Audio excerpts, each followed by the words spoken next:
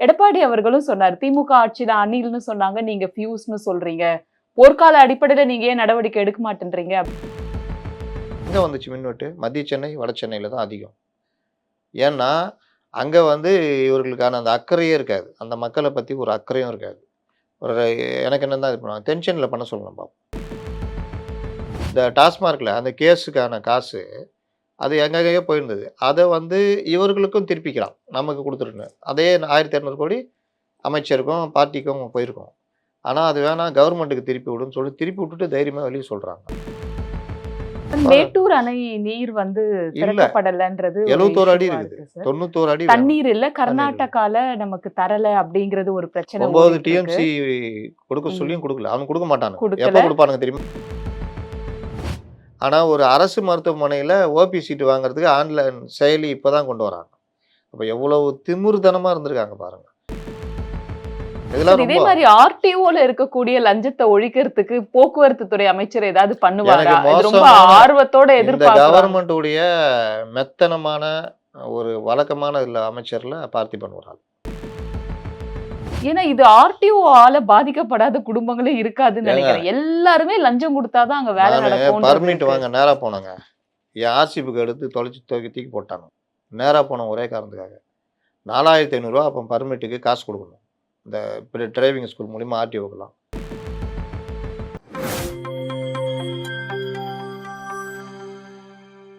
நியூஸ்பிக்ஸ் India நேயர்களுக்கு வணக்கம். இன்றைய நேர்காணலில் நம்மோடு இணைந்திருக்கிறார் மூத்த பத்திரிகையாளர் திரு முத்தலீப் அவர்கள். சார் வணக்கம். வணக்கம்.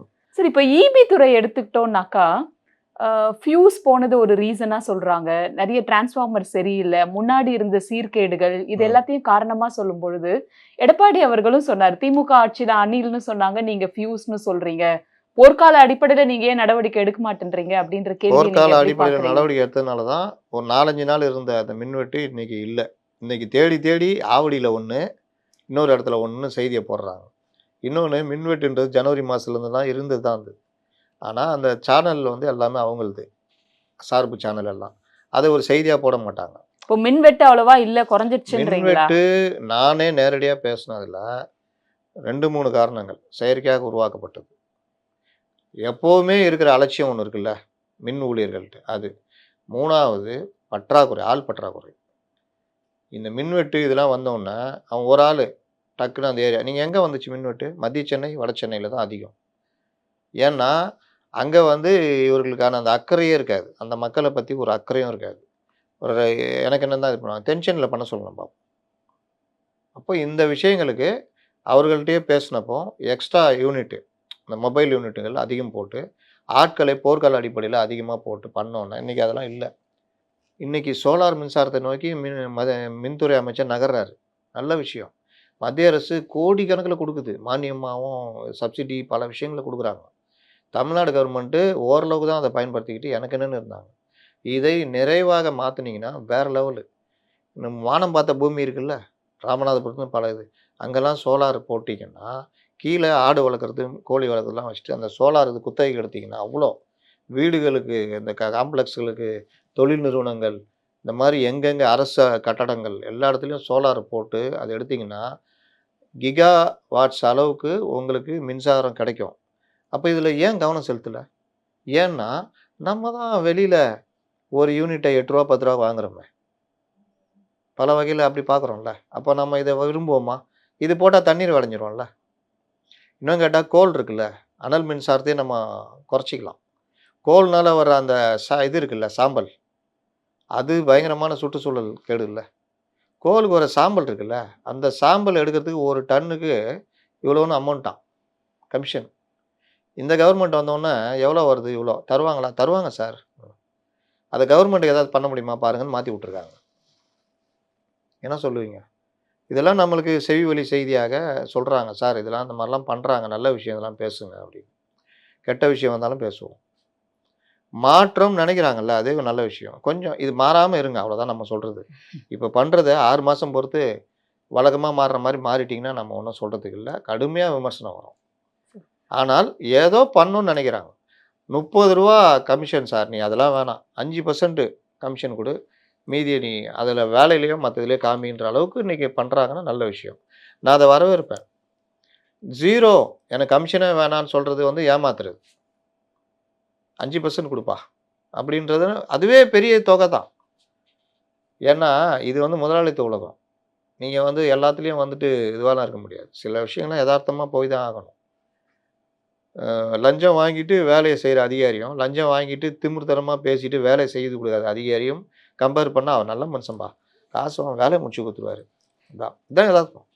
அதிகாரிகள் எல்லாம் தெரியும். நல்லதும் தெரியும், கெட்டதும் தெரியும். நீங்க கம்முனு இருந்தா மொளகா அரைக்கவும் தெரியும். அதனால நீங்க எப்படி இருக்கீங்கன்றத பொறுத்து. அப்ப விஜய் வந்து சத்தம் போட தேவையில்ல, எதுவுமே பண்ண தேவையில்ல. இந்த டாஸ்மார்க்ல அந்த கேஸுக்கான காசு, அது எங்கெங்கேயோ போயிருந்தது. அத வந்து இவர்களுக்கும் திருப்பிக்கலாம். நமக்கு குடுத்துருன்னு. அதே 1200 கோடி அமைச்சருக்கும், பார்ட்டிக்கும் போயிருக்கும். ஆனா, அது வேணாம் கவர்மெண்ட்டுக்கு திருப்பி விடுன்னு சொல்லி திருப்பி விட்டுட்டு தைரியமா வெளிய சொல்றாங்க. பாட்டிலுக்கு ரூ. 10 2, 3 மாசத்துல குறைச்சிருவோம். அது உடனே குறைக்கக்கூடிய விஷயம் இல்ல. படிப்படியா குறைச்சிருவோன்றாங்க. இன்னைக்கு 717 கடை மூடணும்னு சொன்னாங்க. அது மூடிட்டீங்களா இல்லையான்னு இப்ப கேள்வி வருது. நயினார் வெள்ளை அறிக்கை. நாகேந்திரன் ஆ அவர்கள் ஒரு வெள்ளை அறிக்கை வெள்ளை அறிக்கை கேட்டிருக்காரு. கேட்டிருக்காரு. அத குடுத்தாங்கன்னா, இவங்க அந்த பாதையில கரெக்ட்டா போறாங்கன்னு அர்த்தம். இந்த மாதிரி அவரு இந்த சிங்க பெண்கள் விஷயத்துல பேசின பல விஷயங்கள் என்ன 2, 3 விஷயம் எனக்கு கவர்ந்தது. நான் அடிக்கடி வலியுறுத்துறது அதுதான். சட்டம் ஒழுங்குன்றது ஏதோ போலீஸ வச்சோ, இத வச்சோ பண்றது கிடையாது. சிங்க பெண்ணு ட்ரெஸ்ஸ போட்டுன்னு வண்டி எதுவுமே கிடையாது. அதற்கான சூழ்நிலைய மாத்தணும். என்ன காரணம்? குடும்ப வன்முறையிலிருந்து, சட்டம் ஒழுங்கு பிரச்சனையிலருந்து, பெண்களுக்கு, குழந்தைகளுக்கு பாதுகாப்பு இல்லாத, வயோதிக பெண்களுக்கும் பாதுகாப்பு இல்லாத நிலைமை போன கவர்மெண்ட்ல உருவாச்சு. அதுக்கு என்ன காரணம்? போதை. போதை பழக்கம் தான் குடும்ப வன்முறைக்கு முதல் காரணம். போதை பழக்கம் தான் பெண்கள், குழந்தைகளுக்கு எதிரான குற்றங்களுக்கு முதல் காரணம். அப்ப நீங்க அத எரியறத புடுங்குனீங்கன்னா, கொதிக்கிறது தானா அடங்கும். எரியறத புடுங்குறதுன்றது உடனே புடுங்கிட்டா கூட கொதிக்கிறது அந்த சூடு அப்படியே தான் இருக்கும். அப்ப இன்னும் சொன்னோம் இன்னும் குளிர்ந்த நீராவே மாறலன்னா மாறாது. 1 வருஷம் ஆகும். அப்போ நீங்க அந்த வொர்க்க நோக்கி நகர்றோம் நாங்க. போதை இல்லாத ஒரு தமிழகத்த நோக்கி நகர்றோம்னு சொல்றாருல்ல. அது நல்ல விஷயம். நீங்க சிங்கப்பெண் நடவடிக்கை எடுப்பாங்க, அதெல்லாம் பண்ணுவாங்க. ஆனால் நிரபராதி மேல எடுத்துறாதீங்க. அதிகாரிகள் நான் கேட்டுக்கிறேன்றாருல்ல. அது நல்ல விஷயம். ஏன்னா இவங்க சீன போடுறேன்ட்டு, சின்ன பசங்க காலேஜ்ல ஏதாவது கேலி பண்ணிக்கிட்டு ஒண்ணுக்கு ஒண்ணு அடிச்சு விளையாடிட்டு இருக்கும். அதுல போய் 2 பையன தூக்கின்னு வந்துருவாங்க. சிங்கப்பெண் நடவடிக்கைன்னு. இன்னொன்னு போக்சோ சட்டத்துல தெரியும்ல. போக்சோ சட்டம் கொண்டு வந்தது குழந்தைகள் பாதுகாப்புக்காக. அது என்ன குழந்தைகள் பாலியல் சீண்டல், பாலியல் ரீதியாக துன்புறுத்தப்படுவது, பாலியல் பலாத்காரம். இதுக்காக தான். ஆனால் இளம் பருவத்தினர் அந்த இனக்கவர்ச்சியால கவரப்பட்டு, அந்த 18 வயது கீழ காதல்ன்ற பேர்ல பண்ணிட்டு, அவங்க வீட்ல பிரச்சனை, நம்ம சேர்ந்து வாழணும் பிரிச்சுருவாங்க அப்படின்ட்டு ஓடி கீடி போயிடுறாங்க. ஆனா மேரேஜ் பண்ண முடியாது. அவர்களை அந்த ஓடிப்போன அந்த பெண்ணுடைய பெற்றோருக்கு என்ன கோவம் இருக்கும்னா, என் பெண்ணு மைனர், அவன போக்சோல கைது பண்ணு. இப்படி நடந்தது. காதல் காதல் தான் அது. எந்த வயசுல வந்தாலும் காதல் தான். அது இனக்கவர்ச்சி. ஆனால் அவர்கள் காதல் நம்புறாங்க. அதுக்கு நீங்க புத்தி சொல்லி பிரிங்க. இது அந்த வயசு இல்லப்பா படிங்க. அப்புறமாவும் உங்க காதல் தொடர்ந்துனா கல்யாணம் பண்ணீங்க, அத பண்ணீங்க. ஆனால் அந்த பசங்கள இந்த இந்த விருப்பம் பட்டார்கள்ன்ற ஒரே காரணத்துக்காக மிகப்பெரிய போக்சோ சட்டத்துல அந்த பையன தூக்கி உள்ள வைக்கிறது. இதுல அவன உள்ள வைக்கும்போது இந்த பொண்ண இதுக்கு அனுப்பணும், காப்பகத்துக்கு. ஆனால் பேசி இந்த பொண்ண வீட்டுக்கு கூட்டு போயிருது. இத எல்லாத்தையும் ஆகச்சிறந்த நீதிபதி ஆனந்த் வெங்கடேஷ் அழகான தீர்ப்பு குடுத்தாரு. போக்சோ வழக்குகள்ல இது மாதிரி இளம் பருவ அந்த அ இனக்கவர்ச்சினால போற இந்த இத வந்து நீங்க ரிமாண்ட் பண்ணக்கூடாது. இத வச்சு ஒரு படம் வந்திருக்கும். கோர்ட்டுன்னு ஒரு படம். இதுதான் சட்டம் வந்து இந்த மாரி பார்வைகள பார்த்து பிரிச்சு பண்ணணும். இல்லன்னா சிக்கலாயிடும். அதனால இவர்கள் பண்றது வந்து இவர்கள் கேலி, கிண்டல தாண்டி நல்லது பண்ணணும்னு நெனைக்கிறேன். இன்னைக்கு கூட குறுவை சாகுபடிக்கு 154 354 கோடி ரூவா ஒதுக்கியிருக்காரு.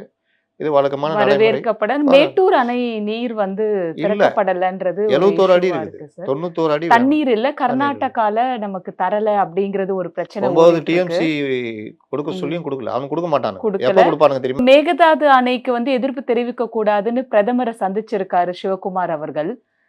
இப்போ வந்து ஒரு சுமூகமா அந்த பிரச்சனை தீர்க்கக்கூடிய நிலையில இல்லையா? காங்கிரஸ்க்கு மேகதாட்டு வந்து அணை மேகதாட்டு அணை அரசியலுக்கு பண்றது. சிவகுமார் முதலமைச்சர் அவர் அன்னைக்கு தான் அத வீரியமா பேசிட்டு திரியிறாரு. என்ன ம். காரணம்னா, அத பேசினா தான் அங்க மரியாதை. மேகதாட்டு அணையை தமிழ்நாடு கவர்மெண்ட் ஒப்புதல் இல்லாம கட்ட முடியாது. நீர் டவுன் கிரேட்ல போகுதுல்ல, அந்த மாநிலங்களுக்கு தான் பெரும்பாலான உரிமை இருக்குது. இன்னொன்னு காவிரி மேலாண்மை இதுல மேகதாட்டு அணை கட்டுறதுக்கு தமிழ்நாடுடைய ஒப்புதலும் வேணும், சுற்றுச்சூழல் அனுமதி வேணும், வனத்துறை அனுமதி வேணும். சிவகுமார் போய் அங்க என்ன கேட்டாரு? வனத்துறை அனுமதி எங்களுக்கு குடுங்கன்னு. அதனால இது வந்து அவ்வளோ சீக்கிரம் நடக்கிற விஷயம் இல்ல. உச்சநீதிமன்றத்தை தள்ளுபடி இங்கே மெயின் ஸ்ட்ரீம் மீடியாலாம் உச்சநீதிமன்றம் தள்ளுபடி பண்ணது ஒழுங்கா நீ அவங்க திமுக வேணுமுன்னே பண்ணது. ஒழுங்கா நீங்கள் தாக்கல் பண்ணல, ஒழுங்கா தாக்கல் பண்ணுங்கன்னு தள்ளுபடி பண்ணி விட்டாங்க. இவர்கள் அதை பற்றி என்னைக்கு கவலைப்பட்டிருக்காங்க? பார்லிமெண்ட்டை போயிட்டு எஸ்ஐஆர் இன்னும் பல விஷயங்களுக்கு ஸ்தம்பிக்க வச்சவங்க ஒரு நாள் கூட மேகதாடு பிரச்சனைக்கு சண்டை போட்டதில்லை, ஸ்தம்பிக்க வைக்கல. அதிமுக கூட காவிரி பிரச்சனையில் 13 நாளாக என்னமோ பார்லிமெண்ட்டை ஸ்தம்பிக்க வச்சாங்க. ஆனால் இவர்கள் 40% வச்சுக்கிட்டு ஒன்றுமே பண்ணல. இந்த மாதிரி பல விஷயங்கள் இருக்குது பின்னாடி. ரொம்ப நுணுக்கமாக பார்க்கணும். சின்ன சின்ன விஷயங்களை கூட இவர்கள் இந்த அரசுக்கு எதிராக இஷ்டத்துக்கு அவதூறுகளை பரப்பி விட்டுட்டு இருக்காங்க. அதனால இந்த கவர்மெண்ட்டு இப்போதைக்கு போகிறது எனக்கு ஒரு சில துறைகள்ல அவங்களோட செயல்பாடுகள் கவனிக்க தகுந்த விஷயத்துல இருக்கு. குறிப்பா சொல்லணும்னா லோகேஷ் தமிழ்ச்செல்வன் அவர்கள் பத்திரத்துறையில ஊழலே இல்லாம லஞ்சம் பொதுமக்கள் அடையாத வகையில ஆன்லைன்ல எல்லாம் கொண்டு வர போறோம், கூடிய விரைவில் ஆயிடும் அப்படின்றது. ஆன்லைன் இவர்கள் சொன்னாங்கல்ல, நாங்கள் தான் கொண்டு வந்தோமே. அது டிஎம்கே கவர்மெண்ட்டு ஜனவரி மாதமே கொண்டு வந்துட்டாங்க. எவ்வளோ எஃபெக்டிவா ஸ்டார் இருந்தது 3.0 ஏங்க ஜனவரியில் கொண்டு வர்றாங்க. அது இம்ப்ளிமெண்டேஷன் வரணும்ல. அதுக்கு ஒரு ஜிஓ போட்டு எல்லாம் போட்டு இந்த கவர்மெண்ட் வந்தோடனே நல்ல விஷயன்றதுனால அவங்க அதை இம்ப்ளிமெண்ட் பண்ணுறாங்க. அவ்வளோதான். இவங்க தான் கண்டுபிடிச்சி இவங்க கொண்டு வந்தாங்கன்னு இல்லை. ஆனால் பத்திரப்பதிவுத்துறை மோசமான துறையாக மாறினது திமுக கவர்மெண்ட் இல்லை. டபுள் டாக்குமெண்ட்லாம் எனக்கு என்னென்னு நடந்துக்கிட்டு இருந்தது. அதற்கு எதிராக பலரும் குற்றச்சாட்டுலாம் வச்சுருந்தாங்க. சொல்கிறேன், தகவலுக்காக சொல்கிறேன். அவர் பண்ணுறாரு. அறநிலைத்துறை அமைச்சர் ரமேஷ் நல்லா பண்ணுறாரு. நேற்று கூட இன்னைக்கு கூட ஒரு இடத்துல போகிறாரு, கேட்குறாரு. கேட்ட உடனே அதிகாரி கூப்பிட்டு கேட்குறாரு, சம்பளம் என்ன? கிட்டத்தட்ட 700 ஒரு நாளைக்கு, 541 ஒரு நாளைக்கு, 240 கொடுக்குறாங்க. 300 பாக்கெட்டில் போட்டு போகிறோம் கான்ட்ராக்டரு. அதை பார்த்து சரி பண்ணி எவன் கரெக்டாக சம்பளம் கொடுக்குறாங்களோ அவங்கள இது பண்ணுன்றாங்க. அந்த இது அவங்களுக்கான யூனிஃபார்மில் துட்டு வாங்குறாங்க. யூனிஃபார்மை ஃப்ரீயாக கொடுக்கணும். இவங்க அதை தாண்டி துட்டு வாங்கிட்டு யூனிஃபார்மும் கொடுக்கல, 3 வருஷமாக கொடுக்கலன்றாங்க. அதிகாரிகிட்ட கேட்டால் மழுப்புறாரு. நான் அவங்கள்ட்ட நேரடியாக கேட்குறேன், அதுக்கு பதில் சொல்லுங்கன்றார். பல விஷயங்களில் அவர் கொண்டு வந்துட்டார். சுகாதாரத்துறை, நீங்கள் ஓபி சீட்டு நான்லாம் போயிருக்கேன். ஓபி சீட்டு போடுறது பெரிய கஷ்டம். லைனில் நிற்கணும், உடம்பு சரி ஆன்லைன்ல ஆப் மூலமா ஆன்லைன் மூலிமா கொண்டு வந்திருக்காங்க. என்னன்னா இது சின்ன விஷயங்க. என்ன இப்படி மெட்ரோ போய்கிட்டு இருக்கும்போதே வாட்ஸ்அப்பில் நம்ம டிக்கெட் எடுத்துகிட்டு மெட்ரோவில் ஏறி போகிறோம். ஆனால் ஒரு அரசு மருத்துவமனையில் ஓபி சீட்டு வாங்குறதுக்கு ஆன்லைன் செயலி இப்போ தான் கொண்டு வராங்க. அப்போ எவ்வளவு திமிர்தனமாக இருந்திருக்காங்க பாருங்க. இந்த மாதிரி பல விஷயங்கள் சொல்றேன். இதெல்லாம் இதே மாதிரி ஆர்டிஓல இருக்கக்கூடிய லஞ்சத்தை ஒழிக்கிறதுக்கு போக்குவரத்து துறை அமைச்சர் ஏதாவது பண்ணுவாரா? ரொம்ப ஆர்வத்தோட எதிர்பார்க்கிறேன். இந்த கவர்மெண்ட் உடைய மெத்தனமான ஒரு வழக்கமான இல்ல அமைச்சர்ல பார்த்திபன் ஒரு ஆள். நீங்க பைக் டாக்ஸியை முறைப்படுத்தணும். இந்த கால் டாக்ஸி மற்ற விஷயங்களுக்காக போய் அந்த பிரதிநிதிகள் சந்திக்கிறாங்க. நீங்க இனிமேல் வராதீங்க, எங்களுக்கு எல்லாம் தெரியும் பேசுறது அமைச்சர் இல்லைங்க. பைக் டாக்ஸியை நீங்க என்ன முறைப்பட்டு கோர்ட்டு கேட்டுருக்குதுங்க. பைக் டாக்ஸி பற்றி உங்களோட அடிப்படை புரிதலே கிடையாது. காவல்துறை சம்பாதிக்கிறதுக்கு தான் பைக் டாக்ஸியா? பைக் டாக்ஸின்னு ஒரு கான்செப்டே கிடையாது. ஆனால் பெரிய நிறுவனங்கள்லாம் பைக் டாக்ஸி வச்சுக்கிட்டு இருக்கிறான். எப்படி? யார் அனுமதி கொடுக்குறா? பைக் டாக்ஸினா அது எல்லோ போர்டாக தான் இருக்கணும். ஒயிட் போர்ட்லேயே தான் இயங்குது. ஒயிட் போர்டு மட்டும் இல்லை. இப்போ நீங்கள் வேலை இருக்கிறீங்க, 5 மணி நேரம் மீதி 5 மணி நேரம் இது ரேபிடோ ஓட்டிக்கலாம். நீங்கள் கூட கூட்டு போகிற கவுந்து செத்து போயிட்டாருன்னா 5 பைசா கிடைக்காது. ஏன்னா நீங்கள் அது கீழே வரமாட்டீங்க. அப்போது பர்மிட்டு, எல்லோ போர்டு, முறையாக பர்மிஷன் வாங்கியிருக்கணும். இது 3 இருந்தால் தான் பைக் டாக்ஸி ஓட்ட முடியும். அவங்கள தான் நிறுவனங்கள் வாடகைக்கு அமர்த்தணும். ஆனால் இங்கே என்ன நடக்குது? யார் வேணாலும் ரேபிடோலையும் ஊபர்லேயும் ஓலாலையும் ஏதோ ஒரு நிறுவனத்தில் மட்டும் இல்லை போட்டு நீ வாட்டில் ஓட்டலாம். இது பொதுமக்களுக்கு பாதிப்பு. அப்போ இதை முறைப்படுத்தணும்னு சொல்கிறதுல என்ன தப்பு இருக்குது? ஸோ இந்த பைக் டாக்ஸியால ஆட்டோ ஓட்டுநர்கள் பாதிக்கப்படுறாங்கன்னு அவங்களும் ஒரு வழக்கு பதிஞ்சிருக்காங்க. ஆட்டோ ஓட்டுநர் பாதிக்கப்படுறதுக்கு பல காரணம் இருக்குது. ஆட்டோவுடைய அந்த கட்டண முறை, நான் ஆட்டோ ஓட்டின காலத்துலேருந்தே முறையாக தரமாட்டாங்க. பெட்ரோல் விலைக்கும் ஒரு நாள் முழுவதும் ஓட்டி வாடகை மெயின்டெனன்ஸு போக எடுக்கிற சம்பளத்துக்குமே பெரிய வித்தியாசம் இருக்கும். அப்போது ஆட்டோ கட்டணத்தை முறையாக பண்ணாமல் நீ அவங்கள்ட்ட இது பண்ணிக்கோ அப்படின்ற மாதிரி இருக்கும். இப்போ கால் டாக்ஸியார் எப்படி கொள்ளடிக்க ஆரம்பிக்கிறாங்க? அவன் நமக்கு சொல்கிறான் 40 ரூபா சேர்த்து போடுறியா, 60 ரூபா சேர்த்து போடு, ரேட்டே இஷ்டத்துக்கு ஏற்றிட்டு இவர்கள் தீர்மானிக்கிறாங்க. ஆட்டோவுக்கு அப்படி தீர்மானிக்க முடியாது. போக்குவரத்து அமைச்சர் சந்தித்து அவர் சொல்லணும் 40 பைசா ஏற்றுறேன், 50 பைசா ஏற்றுறேன்னு. இன்றைக்கும் அந்த பிரச்சனை இருக்குது. இது எல்லாத்துக்கும் ரொம்ப சிம்பிளான வழி ஒன்று இருக்குங்க. அரசு இந்த கால் டாக்ஸி மெத்தடை நடத்தணும். கமிஷன் தனியார் கொள்ளடிக்கிறான், டிரைவருக்கு போக மாட்டேங்குது. அப்போ நீங்கள் அரசு பாரத் டாக்ஸி கொண்டு வந்திருக்காங்கல்ல மத்திய அரசு, அந்த மாதிரி தமிழ்நாடு டாக்ஸின்னு கொண்டு வந்து அதில் ஆட்டோ டாக்ஸிலாம் உள்ளே கொண்டு வந்துடணும். இந்த போக்குவரத்து துறை அமைச்சருக்கு அந்த முனைப்பு இருக்கா சார்? நீங்க எல்லாமே தனிநபர்களுடைய நாலேஜ் பொறுத்து தாங்க. ஏன்னா இது ஆர்டிஓ பாதிக்கப்படாத குடும்பங்களே இருக்காதுன்னு ஏங்க நினைக்கிறேன். எல்லாருமே லஞ்சம் குடுத்தாதான் அங்க வேலை நானு நடக்கும்ன்றது பர்மிட் இருக்கு. வாங்க நேரா போனேங்க. என் ஆர்சி புக் எடுத்து தொலைச்சு தூக்கி போட்டாங்க. நேரா போன ஒரே காரணத்துக்காக. ரூ. 4500 அப்போ பர்மிட்டுக்கு காசு குடுக்கணும். இந்த டிரைவிங் ஸ்கூல் மூலியமா ஆர்டிஓக்கெல்லாம். நான் ஏன்டா பண்ணணும்? 1000 சில்லற தானே நான் நேரா போனேன். சங்கத்து மூலியமா. என் புக்க காணோம். 3 மாசம் பொறுத்து புக்கு கிடைச்சது. அதே மாரி எஃப்சி போறீங்கன்னா, நீங்க அந்த ஒரு லைட்டோ ஏதோ பிரச்சனை இவங்கள அசால்ட்டா அவன் கூட நின்னுட்டு இருப்பான். யாருதுப்பா? அதில போட்டிருக்கும் பென்சில்ல. இந்த டிரைவிங் ஸ்கூல், இந்த புரோக்கர் இதுன்னு. பெரும்பாலும் ஆளுங்கட்சி சார்ந்தவங்க. நம்மளது பார்க்கும்போது எதுவுமே இருக்காதுல்ல. என்ன இது? லைட்ட போடு. அப்பலாம் பேட்டரியே கிடையாது ஆட்டோக்கு. இது என்ன? அது என்ன? போயிட்டு வா. அப்ப என்ன ஆயிடும்னா, இன்னைக்கு இவ்வளோ 1 மாசமா கையில காசு இல்லாமலாம் செலவு பண்ணி, வருமானம் இல்லாம போயிட்டு இன்னைக்கு பிரசவம் மாரி. இன்னைக்கு முடிச்சா நாளைக்கு வண்டி ஓட்டலான்னு. அன்னைக்கும் போச்சுன்னா, அப்போ நம்ம என்ன பண்ணுவோம்? புரோக்கர் மூலியமா போவோம். இதை அவர்களே தள்ளுவாங்க. இதில என்ன ஆணவம்ன்றீங்க? அவர் ஆர்டிஓ வெளியில போறதுக்கு ஆர்டிஓ மட்டும் இல்ல பிரேக் இன்ஸ்பெக்டருங்க. வீட்டுக்கு போறதுக்கு சுத்துறதுக்கு அன்னைக்கு வந்த எஃப்சி ஆட்டோல 3, 4 ஆட்டோ ஃப்ரீயா நிக்கணும். அவரு அவரு என்னமோ நமக்கு சகாயம் பண்ற மாரி உட்காந்துட்டு அப்படியே. அவர கொண்டு போய் விட்டுட்டு ச போ அப்படின்ற மாரி. இப்படிலாம் இருந்தது. இப்பவும் இருக்கு. இது இந்த ஒரு புது கவர்மெண்ட் வாகனம் வாங்கினாலே ரெஜிஸ்டர் பண்றதுக்குள்ள போரும் போரும்னு ஆகுது சார். எங்க அதுக்கு நம்ம நிறுவனங்கள் ஷோரூம்ல வாங்குறோமோ அவங்களே வந்து இவ்ளோ போகும் ஆர்டிஓக்குன்னு கேட்டு ஆர்டிஓ வாங்குறாங்க. கேட்டு வாங்குறாங்க. நான் பைக் வாங்கும்போது என் பையனுக்கு சண்டை போட்டு தர முடியாதுன்ட்டேன். அது ரெசிப்ட் இல்ல, ஒண்ணும் அவரு கிடையாது. என்ன தெரியுமா சொன்னாரு? அந்த ரூ. 2000க்கு பதிலு உங்களுக்கு நான் ஹெல்மெட் தரேன்னு. யார்ட்ட வந்து கதை விடுற? பைக் வாங்குனா ஹெல்மெட் குடுக்கணும்னு சட்டம் இருக்கு. என்கிட்டயே பேசுறியா நீன்னு பண்ணோன்னே, அதுக்கப்புறம் இல்ல சார் ரூ. 2000 ஹெல்மெட்னும் ரூ. 4000 ஹெல்மெட் தரோம் சார். அப்படி இப்படின்னு அது காம்பன்சேட் பண்ணாரு. என் பையன் முகம் வாடிடுச்சு. தேவையில்ல வா அப்படின்னு வந்துரு. அப்படி ஒண்ணும் எனக்கு பண்ண தேவையில்லன்னோன்னே, அதுக்கப்புறம் ஒத்துக்கிட்டு இறங்கி வந்தேன். சரி, இது உங்களுக்கு விஷயம் தெரியும். பாதி பேருக்கு தெரியவே தெரியாதே சார். அவங்க சொல்ற 90% பேருக்கு அமௌண்ட் தெரியாதுங்க. குடுத்துட்டு தெரியாதுன்றத வந்துடுறோம். விட இன்னைக்கு நம்ம நேரத்த மிச்சப்படுத்த தான் யோசிக்கிறோம். அட போயா இதெல்லாம் போய் யோவ் நம்ம பின்னாடியே சொல்லுவோம். யோவ் இது போய் இது ஒரு ரூ. 1000 குடுத்தா வேலை ஆகுது போறயா? அப்படின்னு. சோ இது இந்த சிஸ்டமே டோட்டலா மோசமா ஆனதுக்கு உண்டான ஒரு அறிகுறி தான் இல்லையா இது? இது நம்ம தேசிய பிரச்சனை இது. புரையோடி போனது. இதுல எப்பவாவது வந்து சீன போடலாமே தவிர, எப்பவுமே நினைச்சு மாத்த முடியாது. நம்பிக்கையோட பல விஷயங்கள் சொல்லியிருக்கீங்க. நன்றி சார். பொறுத்திருந்து பார்ப்போம். ம். வணக்கம்.